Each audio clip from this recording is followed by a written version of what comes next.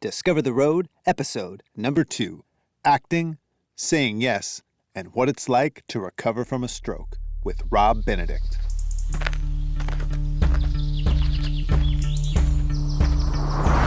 Not only am I having a stroke, but he said, you're about to close the window where we can treat it. We need to give you a clot buster shot, which, by the way, there's a 7% chance that this will kill you. The road, the ultimate metaphor for the journey we all take. My best auditions, I was in a good emotional state. There is a sense that we must travel from here to there by some way of passage. I wasn't supposed to know then what I know now. And so looking back at my life, I feel like it all happened for a reason at the right time for me. As if we knew by instinct that as we discover the road, we discover ourselves. Welcome to Discover the Road.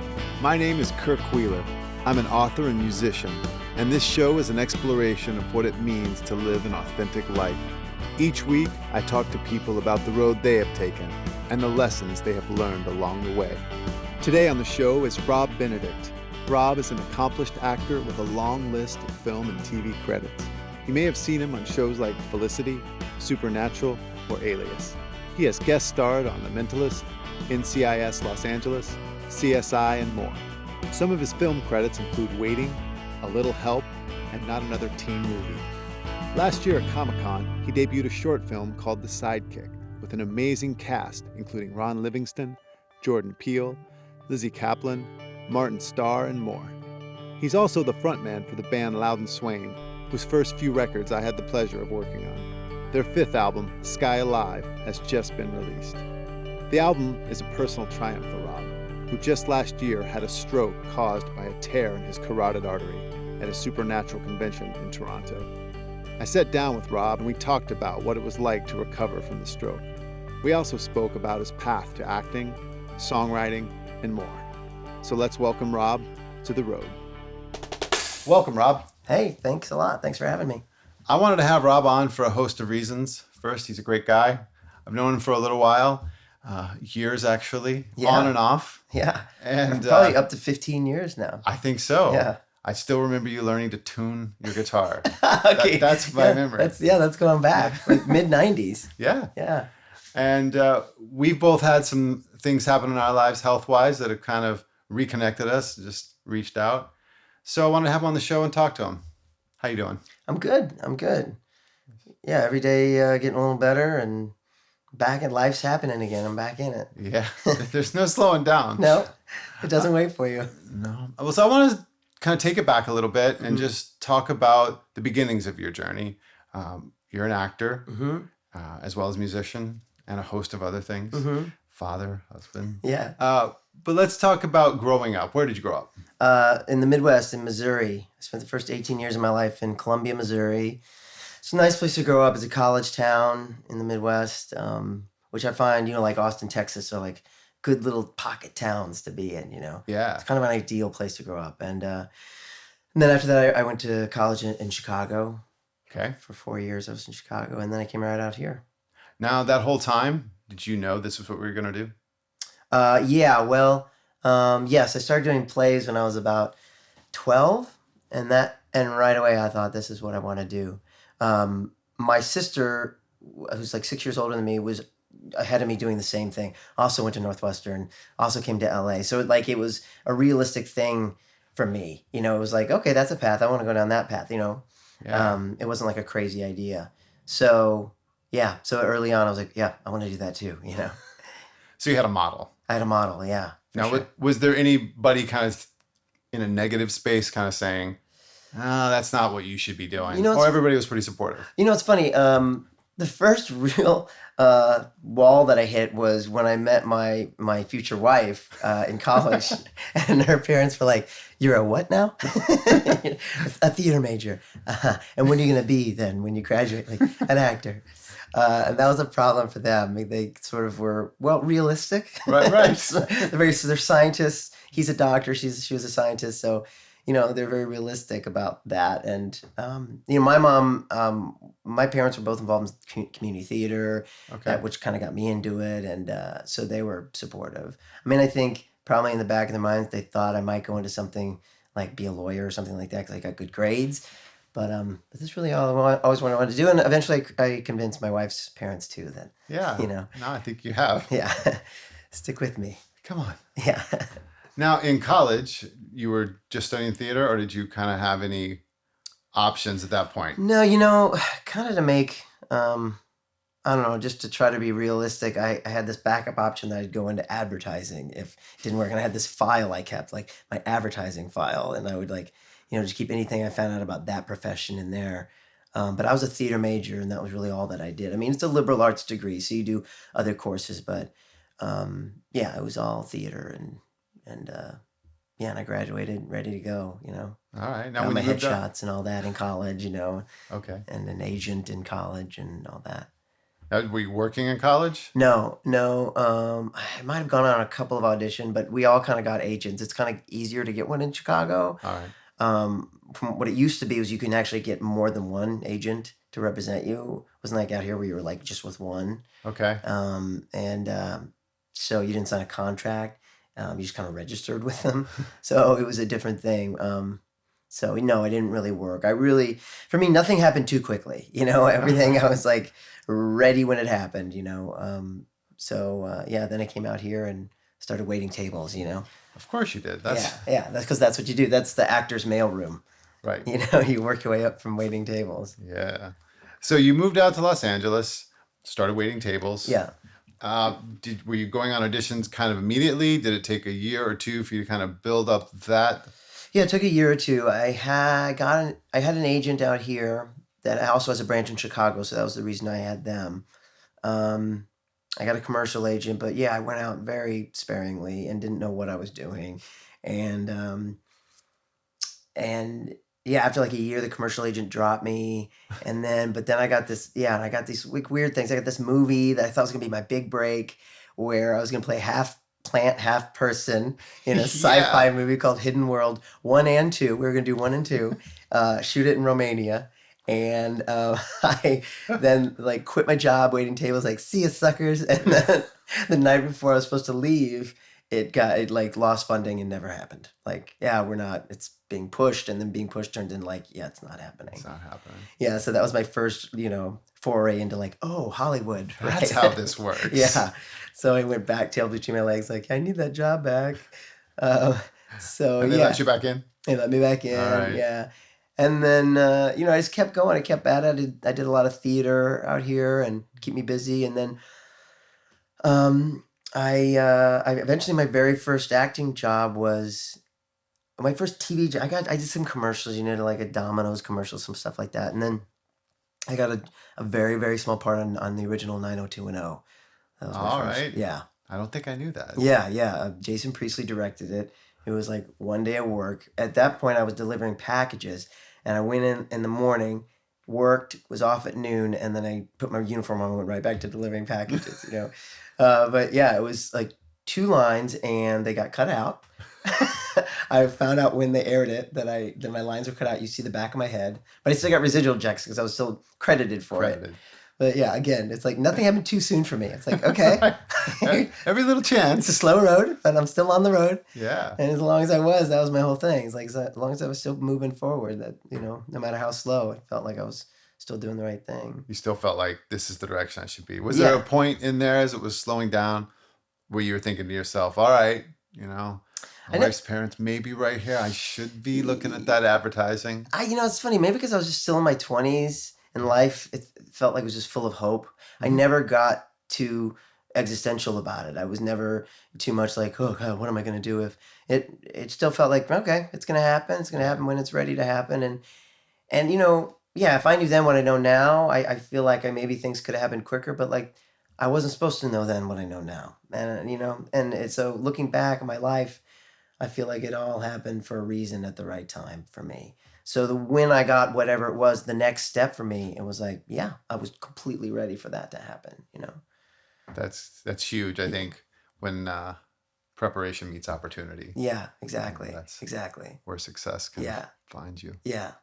So nice. I kept doing little, guest stars and some commercials, and that kind of thing. And then my first sort of bigger break when I finally got to quit my job was Felicity. I got that role in Felicity, which for me kind of was a bit of a big change and Definitely. big kind of a game changer and for a little bit. And so yeah, For a little bit. yeah. Well, it was a game changer for that point in my life. And then it kind of then the road went this way, And, Yeah. but that was good, great experience, and that lasted for like 4 years. That's a long run. Yeah. Definitely. Yeah, it was cool. Now, kind of along that part of your journey, were there any mentors that kind of helped you work through it, whether it's all the way back to college or high school or through this kind of part of your 20s? Or do you feel like you were discovering it? Yeah, no, I mean, I was always looking for mentors. I've always, my brother was always a mentor for me. He's 3 years older than me, and he's like 6'4", and we didn't have much in the way of a dad, so my father was like kind of that for me. I mean, my brother was kind of that for me, and he was just always just so supportive, and he's not an actor at all. This isn't in his blood at all, and this is always nice to get a good. Just have someone who's rooting for you, who's not even in the business, who just has a good life attitude towards life, Yeah. I had teachers in college who were mentors for sure. And I'll tell you, during my time of doing theater in the 90s, like before I did Felicity, when I was doing all this theater, I traveled around for like a year and did regional theater. Okay. And there were some great theater actors out there that are unknown and doing unbelievable work at this regional theater level. Yeah. And I was traveling around the country with them. And every play I did, I had one that would just like, boom, I just kind of zero in on that person and learn from them as a grown-up actor, a professional actor, someone who gets it, as an actor and as a person. So that was really cool. Those were always good. Nice. Yeah. A couple guys that I'm thinking of that, really good for me. Very cool. Yeah. All right. So moving on to that. Now, had you had the chance to look at playing guitar yet at that point? Or when did that come about? Right. So that was, when I played guitar when I was a teenager. My mom gave me a guitar, and I never, I always played. I was just paired around with people who played better than me and try to learn from them. She gave me lessons. I didn't really stay in the lessons. So I would always just be friends with other guitar players who were better than me, who would teach me things. Right. Here's how you play this Led Zeppelin song or whatever.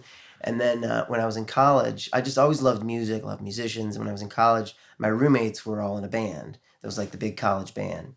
So I was like, I don't know, their roommate, the biggest fan, went to every gig, and they had guitars around the house, so I'd like play with them, But I never had a band of my own. In high school, I had a band of my own, but I didn't really count it. And so, but then out here is when I started writing my own stuff, and then getting together with these guys, and then we slowly but surely formed Loud and Swain, and and even that, again, things happen when you're ready, and at the beginning, it was slow going, we had a lot to learn, and it was as a band, we had a lot to learn, and as a songwriter, I had a lot to learn, and obviously, hanging out with you and hanging out with all these other really great musicians and people who knew more than I did about how to play, how to write, how to be in the business, and just trying to take all that in. And, and I feel like really now in the last 5 years as a band, we're finally at a place I'm really proud of that I want to share with people, Right. Yeah. You get that early stage where like, I'm willing to share, but maybe I... Yeah, totally. But at this point, yeah, you guys have been at it a while. Like, how long now? Well, I mean, probably 15 years that we really, and, as much as we don't really count the first album, it's there. And, I mean, you were there for even before that, the sort of 6-song demo we made before that. But, so, it's finally gotten better. And you marvel at the bands that are, like, get it on their first album. You know what I mean? Yeah. It's unbelievable, I mean, I was not that person at all. No. I mean, my early stuff is horrible. Right. And you're just like, wow. I mean, bands that really just, like, peak on their first album, It happens. Yeah, I know. Even like you look at like Zeppelin 1 or whatever, and you're just like, what?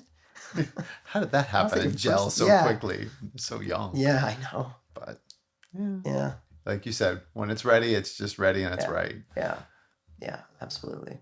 All right. So then you came out, have got some success. Mm-hmm. How did you work at kind of parlaying that into wider thing? Were you still spreading your wings at that point? Were you still just kind of looking for any opportunity? Yeah, I said yes a lot. Okay. I said yes a lot. I still say yes probably more than I should. You look back at your career and you're like, ooh, why did I do that movie? And I still there are like a good 3 or 4 movies on my IMDb page where I'm like, yeah, but you never know. Then there are other ones I said yes to, and and then it turns into Waiting, which was like this sort of cult classic that like I said yes to, and you don't know what that's going to be, and it wound up as just an amazing experience, or the movie I did right before that actually led me to sort of get the part in Waiting, and so you never know, and so I always found more often than not saying yes is a good thing. Saying no, you sometimes miss opportunities. Okay. Maybe I'm learning now that the right answer is like, let me think about it. Give me a few minutes on that one. Yeah, I'm going to take the weekend, and that's what I'm doing more now to think about it. But yeah, I just said yes a lot. And so early on, around that sort of Felicity time, I was doing, some couple short films before we had YouTube and all that. What? Yeah, like shooting on film. And I did a lot of stand-up comedy, and really that's how I was sort of spreading my wings, like doing music and stand-up comedy and this. Yeah, I was going to ask about that. Like, did that come about? Had you always done stand-up? Or is that something you just said, hey, I'm going to try all these different Yeah, I always loved being funny, but I saw some people that I knew that were peers of mine that were doing it, and I saw a show, and I was like, I can do that. Step up. Yeah, especially the sort of kind of comedy I did wasn't like bump and dump joke. It was like telling funny stories. It was like, this was my week. And people afterwards would come and be like, did that really happen? And I'm like, that totally happened. Yeah, it's my life. I couldn't make that up. Yeah, exactly. So yeah, and that was fun for a while, and kind of ran its course a little bit. I saw myself sort of getting into the like comedy club scene, which I didn't necessarily want to do. I still want to focus on acting, and so, but it was a great experience for a while. We did. You saw some of those shows, didn't you? The Die Laughing shows that definitely John Quentin and I used to do, and like Zach Galifianakis did several, and all these great They comedians. were amazing. Great comedians. So that was fun just to hang out with those guys and kind of glom onto them for a little bit. Right. Now, your success kind of in the sci-fi world, I got to say, I didn't know much about it early on. I kind of knew what you were doing, and I was kind of on my own thing.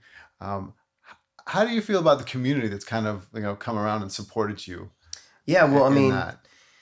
Yeah, it's amazing. Specifically Supernatural, the Supernatural sort of fan base, and it's people don't really know how big it is and how supportive they are. It's this unique thing where we have these conventions, and all the actors go to the conventions, and the fan base is like a family. Like they're very cool, very supportive, and it's been good. It's been a really good experience. When this thing that we'll get to in a sec happened, like they were all very supportive, and it's nice to have that. It's nice to have people rooting for you, and for me, the sci-fi world in general, like I kind of by accident, I think I've done just a handful of sci-fi shows, from Threshold, and you said yes. I said yes. Yeah, like Threshold and I guess Alias, and through the years I've done all these some sci-fi stuff, and then Supernatural. Yeah, so it's just one of those shows. It's still in the air. It's going into its 10th season next year. Is it really? Yeah. Wow. And it's on the air really because these fans are vocal, and because of social media.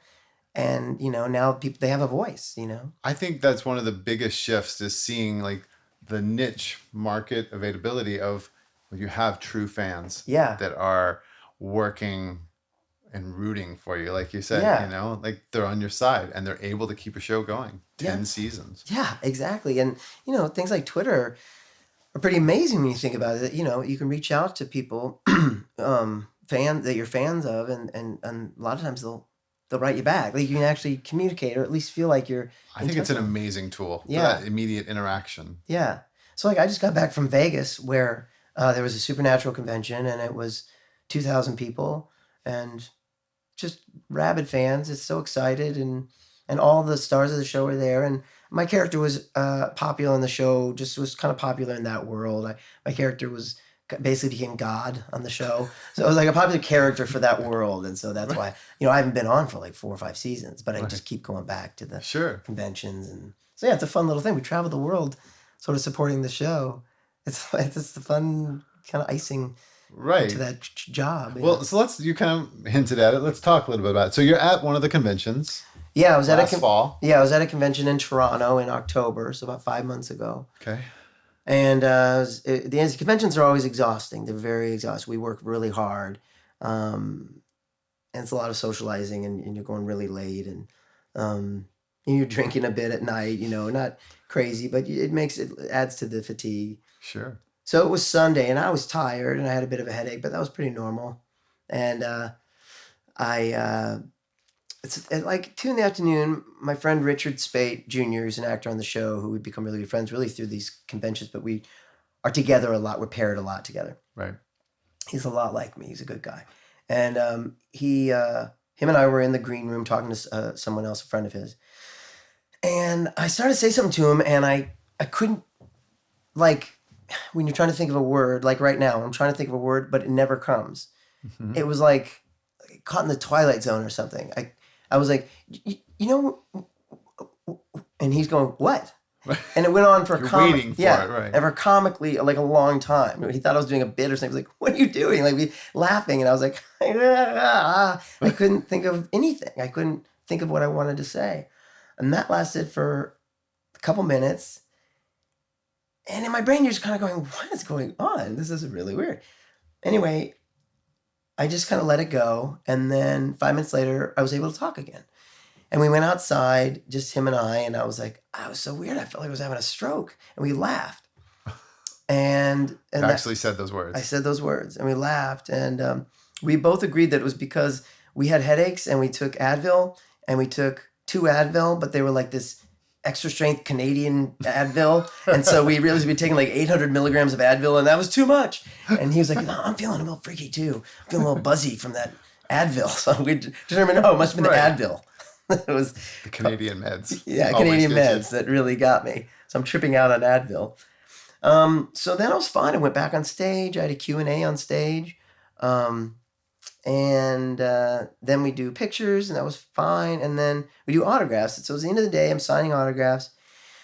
And Richard was done. And so he's like, hey, man, we're going out to a bar. Me and a couple of guys that are the leads on the show. Come meet us after. I said, cool, text me. So halfway through the autographs, someone said, hey, you mentioned you were married. When did you get married? What's your anniversary? And I couldn't answer her. All of a sudden, it was back again. I was like, oh, it's happening again. Oh, no.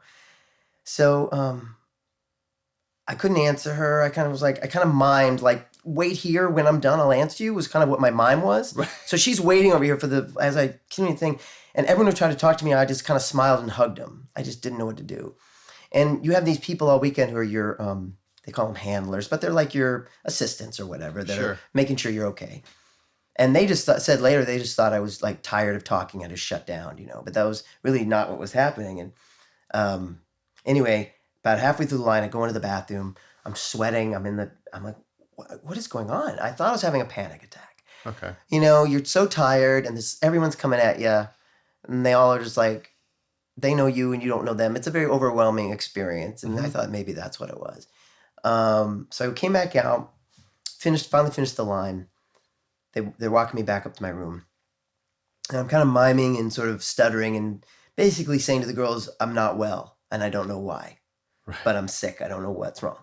And in my mind, I was thinking we had some kind of like a virus or something. I was like, is there a virus that affects your nerves? This is going to turn out to be a virus, and there's going to be, antibiotic, and won't this be a funny story? That'll be it. Yeah. A shot, and I'm good. Yeah. So I went up to the room. I invited them in my room, and they're kind of not supposed to sort of fraternize with us, which is so stupid because they're friends of ours by now. I know these girls. But they came in the room and kind of shyly and were there, and I was like, and I must have freaked them out. They're like, I don't know what you want. And I was like, I kind of mimed them. Never mind, I've got it. So they left. I shut the door. I'm by myself now. I sat down on the bed. The phone rings, and I pick it up. It's my friend Richard. And he's out with the fellas. And he's like, we're at the bar, come on. And I was like, ugh. And, I couldn't talk on the phone. And he was like, what's wrong with you? And I was like, I don't know. And he was like, oh, you probably just need to have some food. So come on out. I said, no, no. And he was like, all right, you know what? Stay there. I'm gonna come back and get you. So he gets in the cab and comes back, which turns out was like the MVP move of the whole night. Right. He gets into a cab and comes back for me. He Yeah. comes and turns out those girls are outside of my room. There's some phone calls being made. What to do? So he comes in and he's like, what's going on? Long story short, he kind of assesses me. He has me call another friend of ours named Misha, who's on the show. And Misha talked to me, and Misha said then to Richard, you need to go to the emergency room. Richard's like, hey, man, let's go to the hospital. And I was like, nah. You know, it's the last thing I want to do. Yeah. So he takes me to the hospital in a car where they drove us. And we got to the hospital, which turns out was a stroke hospital.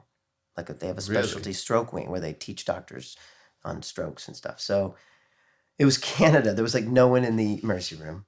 Like I'd never gotten in the hospital so quick. So weird. And there was no like credit card. I mean, that was a whole nother weird thing. Being, you know, I did have to pay for it since I'm American. Right. But they're like, so you know this is going to cost you money?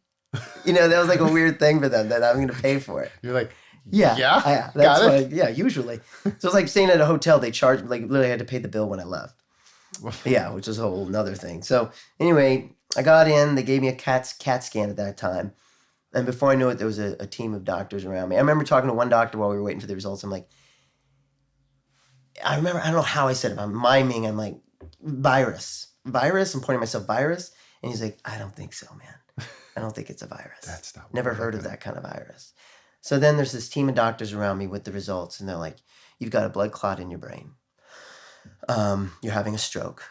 And so what was your thought in that moment? Like, had time kind of slowed down for you at this point, or was it all rushing by really quickly? No, slowed down. I was very aware, acutely aware of what was going on. Okay.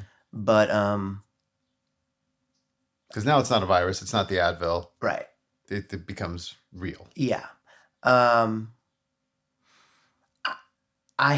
thought I was being punked. I mean, I was honestly kind of giggling inside when he said this. It was like, this is ridiculous. I was guessing that's denial. Right. But I was like, this is silly. I was on stage 2 hours ago. And right. here I am. And you're telling me, not only am I having a stroke, but he said, you're about to close the window where we can treat it. We need to give you a clot buster shot, which, by the way, there's a 7% chance that this will kill you, this shot. So I need to get a note from you. Are you cool with that? Can we give you this shot? And I need to know right now. And it wasn't a very friendly message. And I was like, that was my, honestly, I was like, what? Now there's a 7% chance I could not live through the night. Yeah. And I just go, Molly, because that's my wife's name. And he's like, who's Molly? And Richard said, that's his wife. And he's like, you don't have time to call Molly. It's not about Molly. It's about you. I need to know right now. I'm like, holy shit. Yeah. So I said yes, and they gave me the shot.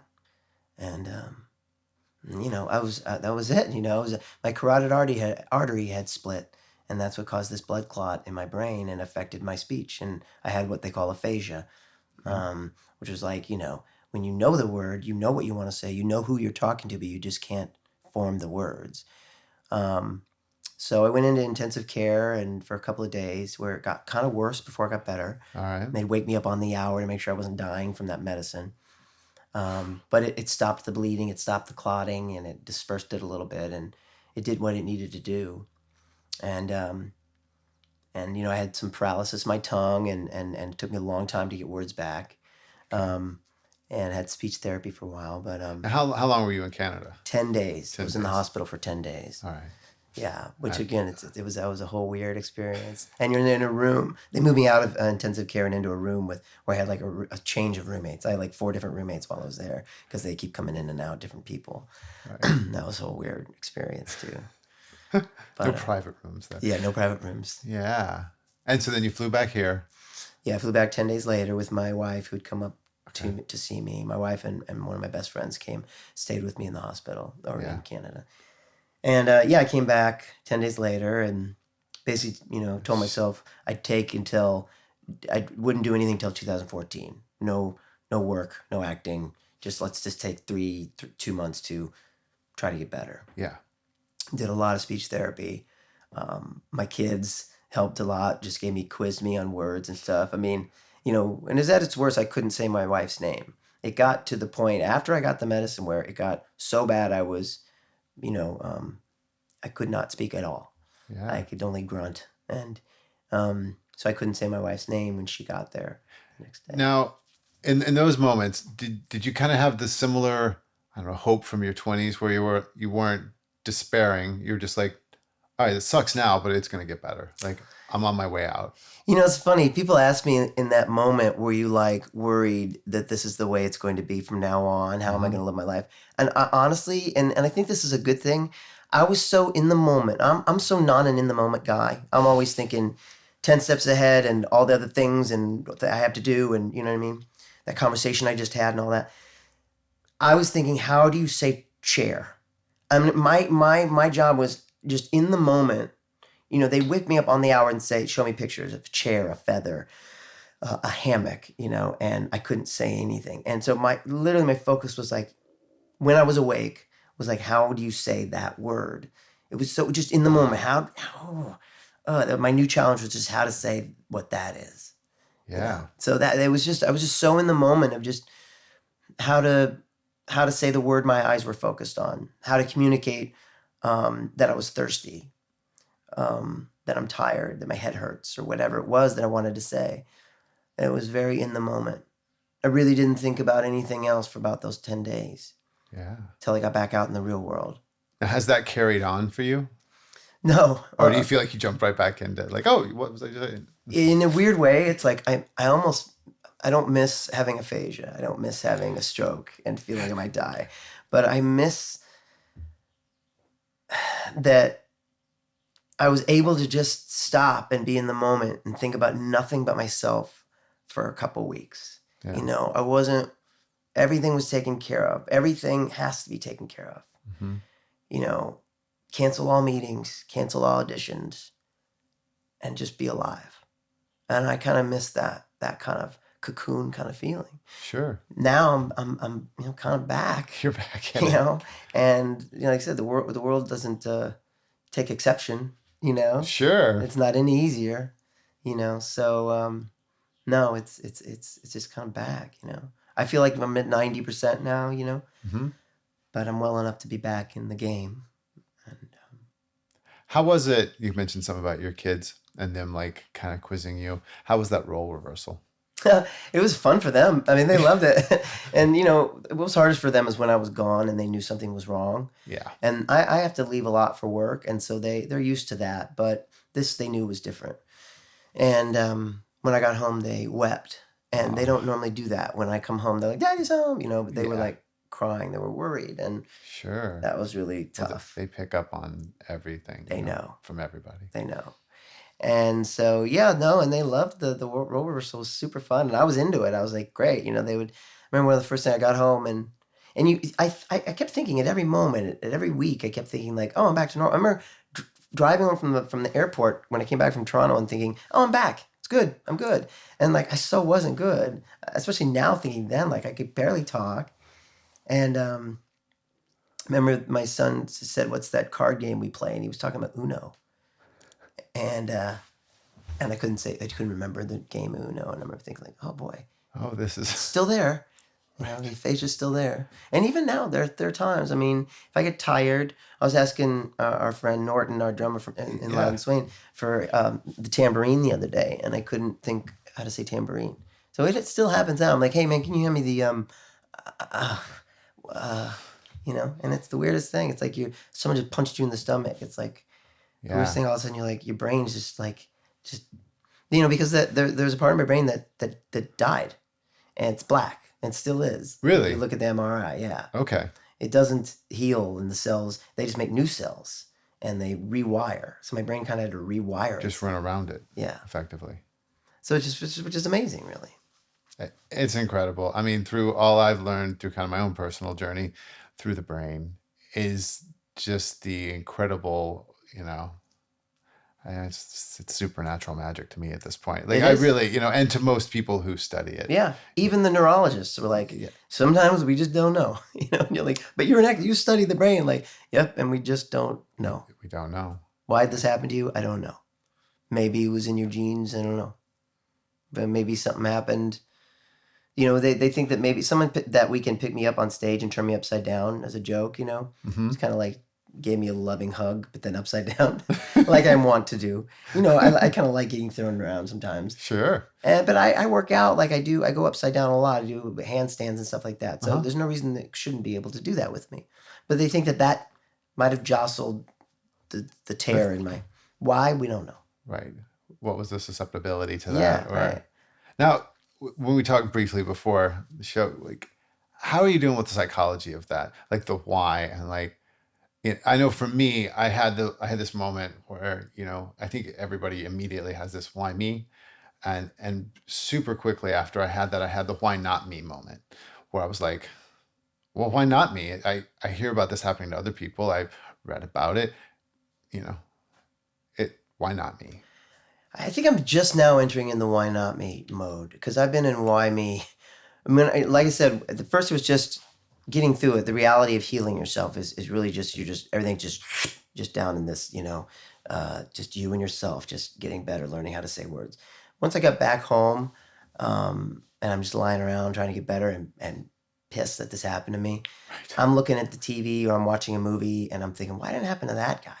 Yeah. Why did it have to happen to me? Here as a working actor like I am, like, you're constantly sort of struggling to move forward, to keep my road going forward. And this is quite a roadblock. And you see everyone else still moving forward. And I'm like, well, why the F did this happen to me and not, in a jokey sense, like, why Keith Richards? Why is he, why could have happened, you know what I mean?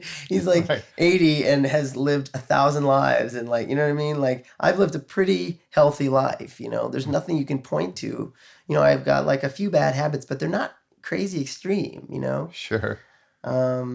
So yeah, it's I don't know, it's weird. So yeah, and then I was like, but then just lately, at the convention this last week, and I told people I had a stroke and kind of told the story, and it was amazing how many people came up and said that either they had some kind of stroke or they know someone who had a stroke who had a story to tell. Everyone has a Yeah. story to tell, and that's when you realize, well, maybe it's not so accidental. And just now, I mean, literally this week, I'm thinking there's a reason that I have this story to tell. Yeah. I have a similar experience where you're a little hesitant to tell people, I think, whether it's just I don't want to talk about it or whether it's, what are they going to think of me? Am I less because of this? And I don't even know that you're necessarily more. You're the same. Yeah. But your perception of the rest of the world around you, I think, is what shifts. Yeah. It's like never to be the same again. Yeah. I really do feel like my life is before the stroke and after the stroke. It just is, and it will always be that way. And at first that sounded like a bad thing, like, wow, my life will never be the same again. Felt kind of doomed at first. Mhm. And just now I'm thinking, wow, my life will never be the same again. I'm lucky in a way. Yeah. The days are different. Sure. And that can be a good thing if you shift it. I mean, it can inform, I think the way you approach anything, your Mhm. kids, your career, Yes. Yep. Everything. So yeah, like I say, I know it's 5 months out, so I'm still learning. I'm still formulating what the story is, but that's really the stage I'm at right now, is that figuring that out, like, oh wow, there's a Yeah. reason, and No, then- I'm really curious to see kind of where it takes you. I mean, Yeah. you mentioned briefly about us. You have in your mind a story about this you kind of want to tell. yeah, And yeah, how to make that happen. yeah. And for a while, I was caught up in that, even like, when I got back into auditioning again in like January and February, I was like, okay, it should be different. This should be different, right? Everyone said you're going to be different, so it's different, right? And nothing was different. It's the same. Auditions are the same. It's all the same. Same ups, same downs. Mhm. And I'm realizing, no, that's not it. But I do think this is exciting new road for me. Yeah. And I'm just now taking the exit. So who knows where it will lead. Well, I have two questions. One, you just brought it up, and it's something that I think artists of all kinds deal with, but I think actors especially. And I'm kind of curious to hear your take on this. It sparked at me rejection. And this, I guess your whole thing could be rejection from, creation at large, like it's how Right. you're feeling about your, Yeah. health issue. Yeah. But auditioning, Yeah. like how did you build the resilience to handle that over and over again? Wow, man. It's a constant struggle. It is. I mean, some people are better at auditioning than others, but I don't think anyone would say it's easy. It's really hard. And I think some people are better salesmen. I know some actors that I think are better at auditioning don't enjoy the job as much as they enjoy the audition, Huh. because they're good at selling themselves. For me, someone sort of neurotic as I am, the audition can be a really grueling thing. And so it's a constant it's a constant struggle. I mean, definitely I've developed a thick skin, but as an artist, it never feels good for someone to go, no, I'm picking this painting over your painting. Yeah. That person, that model over you as a model, or that actor over you.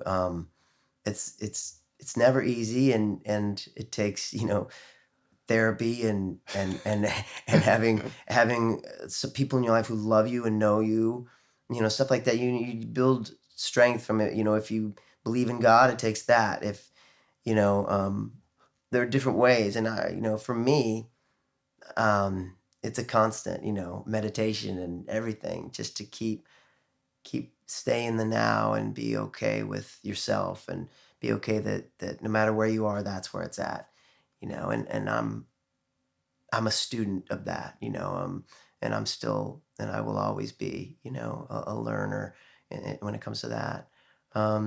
At the same time, it's that very struggle that keeps the fire going. If it was Yeah. like, nah, it's easy. Nah, I'm kind of bored with it or whatever, what I Right. mean? No, I think it would. It's still, when I get an audition, my heart goes, "Bup, bup, bup, bup, bup." Okay. Just when the email comes in from my agent, I'm like, okay, I have an audition. All right. All right. Let's get going. But that's a good thing in the end. You want to be a little nervous. Yeah. Yeah. I've never not been nervous, and that's good. On your best auditions, do you feel like you over-prepared or under-prepared? It's always better to prepare. I always try to prepare a lot, be really off book with the lines. But my best auditions, I was in a good emotional state. And sometimes it happens because of just things you can't control, like there's no one else in the waiting room, because that can really throw you off. There are a whole bunch of other dudes in the waiting room. You're looking around like, oh my God, that guy's going to get it. He looks just like this guy, this Right. part. So there's things like, I'll come in, I'm the last one, there's nobody there, and I get right in, and sometimes it just feels perfect that way. Feels good. But sometimes it's just really your own mindset that you're in this really great place and you're excited about what you're going to show them. You kind of put it before you even get in the room. You think, this is going to go well. I can just feel this is going to go well. And you go in and it does. Is that something you learned, like visualization, like something you learned or thought about, or just? Yeah, I mean, I think someone a few years ago was giving me advice, and they're like, put yourself in the room before you get there and imagine it going really well. Imagine them wanting it to go well, rather than being against you. And and I try to use that for sure.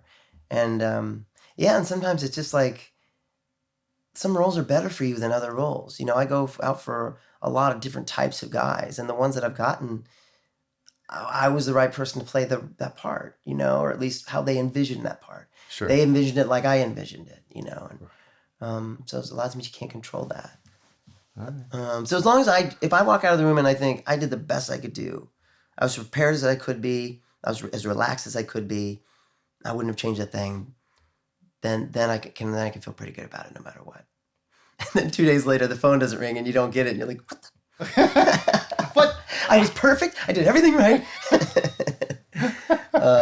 But again, that keeps that's like, I always think about athletes because I'm a big sports fan. I always think about like, oh, if it doesn't go as well, I take solace when like my favorite baseball player doesn't have a good game. It's a horrible game.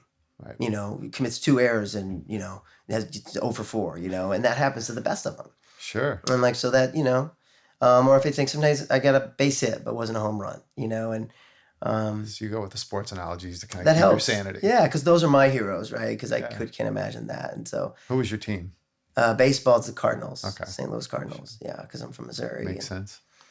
Yeah, so, and they're always decent enough to root for. Are you Astros? No, baseball was kind of. Right. I Most just people it grew up is. because I was a military kid, so I moved Oh, around a lot. okay. We got the Dallas Cowboys newsletter, so I was really focused on the Dallas Cowboys. We got it every month, and Oh, wow, we would nice. read it when there was before the internet, like you said, before Mm-hmm. YouTube. Um, but baseball, Yeah. I A lot of like the people are that game, way. but I don't have a team Yeah. necessarily. I'm that way with basketball. I love basketball, but we never had a team. Yeah. And so, I like that the Clippers are doing well. That's exciting, and I watch. I kind of watch the highlights are fun. Sure. So football, you still a Cowboys fan? I'll own it. Yeah, Yeah, that's it's fun.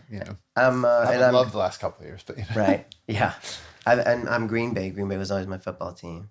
Yeah. But yeah, the Cardinals are really where my sort of blood is. I mean, I really, in terms of if you gave me one team, that's my one. You'll take them. Yeah, Nice. for sure.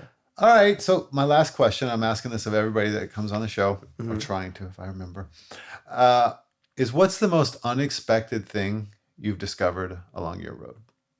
My whole life road. Yeah. This road, the whole road. What was unexpected for you, your discovery? That I met the love of my life when I was 20 years old, and and that I'm only now realizing how amazing that is, that we've maintained such a solid relationship for more than 20 years. That I mean, my marriage is the thing I'm most proud of. I think if I could choose, winning an Academy Award and being the most famous actor in the world, or the relationship that I had to have, I'd choose the relationship. I mean, you can't die and not feel that kind of love. I mean, I'm so happy, so thankful that I had that at such a young age, and how lucky I was. How lucky I was to find that so young, and I have no regrets. We got married when we were like 24, 23, 24. Wow. So That's a great answer. Yeah.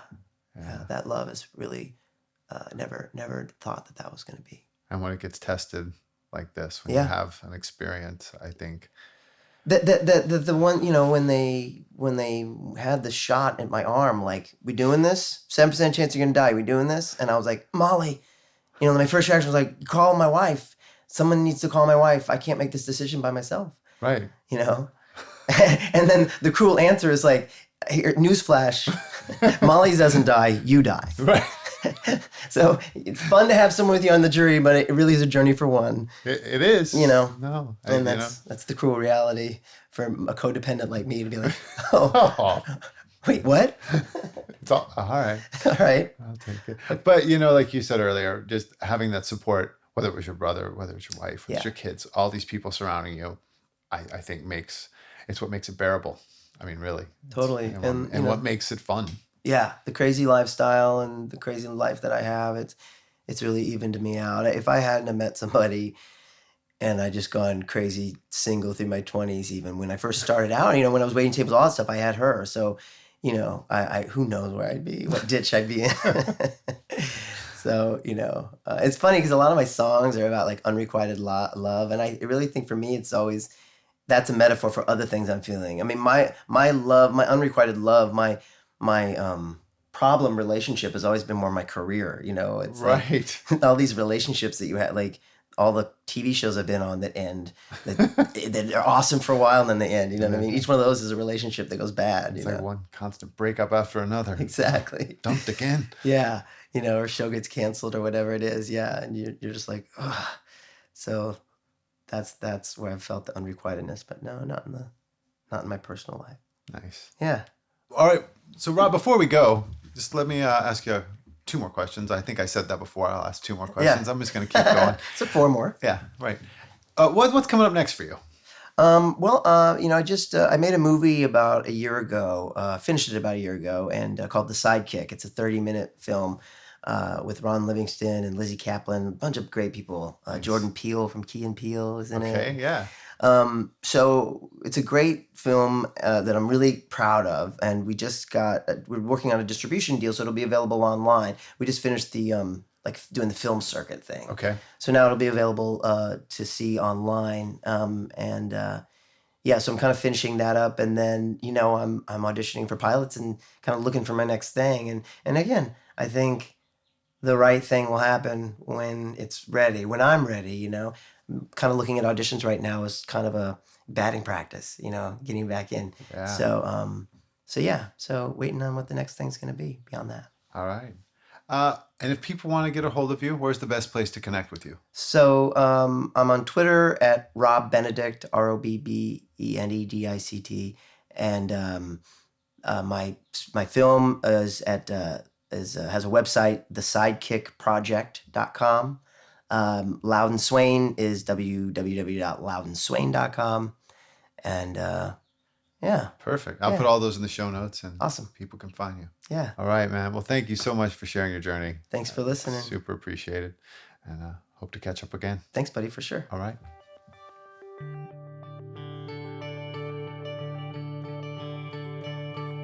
Thank you so much for joining me on the road today. Be sure to check out the show notes at discovertheroad.com, where you can find links to connect with Rob, watch the trailer for his film, The Sidekick, and learn more about Loudon Swain's new release, Sky Alive. And if you enjoyed the show, I would really appreciate it if you went to iTunes and left a 5-star review. To get updates about new and upcoming episodes, be sure you sign up for the mailing list. Until next time, good luck on your road.